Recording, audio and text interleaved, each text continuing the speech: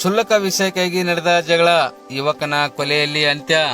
ಕ್ಷುಲ್ಲಕ ವಿಷಯಕ್ಕಾಗಿ ನಡೆದ ಜಗಳದಲ್ಲಿ ಯುವಕನೊಬ್ಬನ ಮೇಲೆ ಮಾರಣಾಂತಿಕವಾಗಿ ಹಲ್ಲೆ ನಡೆಸಿ ಕೊಲೆ ಮಾಡಿದ ಘಟನೆ ಬಸವಕಲ್ಯಾಣ ತಾಲೂಕಿನ ಮೋರ್ಖಂಡಿ ಗ್ರಾಮದಲ್ಲಿ ಭಾನುವಾರ ರಾತ್ರಿ 11 ಗಂಟೆ ಸುಮಾರಿಗೆ ಜರುಗಿದೆ.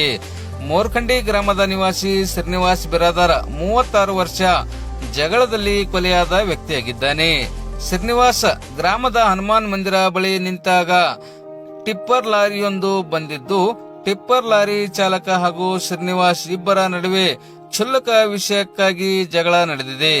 ಈ ವೇಳೆ ಲಾರಿ ಚಾಲಕನು ಕಬ್ಬಿಣದ ರಾಡ್ನಿಂದ ಶ್ರೀನಿವಾಸನ ತಲೆ ಮೇಲೆ ಹಲ್ಲೆ ನಡೆಸಿದ ಪರಿಣಾಮ ಗಂಭೀರವಾಗಿ ಗಾಯಗೊಂಡಿದ್ದ ಶ್ರೀನಿವಾಸ್ ಸ್ಥಳದಲ್ಲೇ ಮೃತಪಟ್ಟಿದ್ದಾನೆ.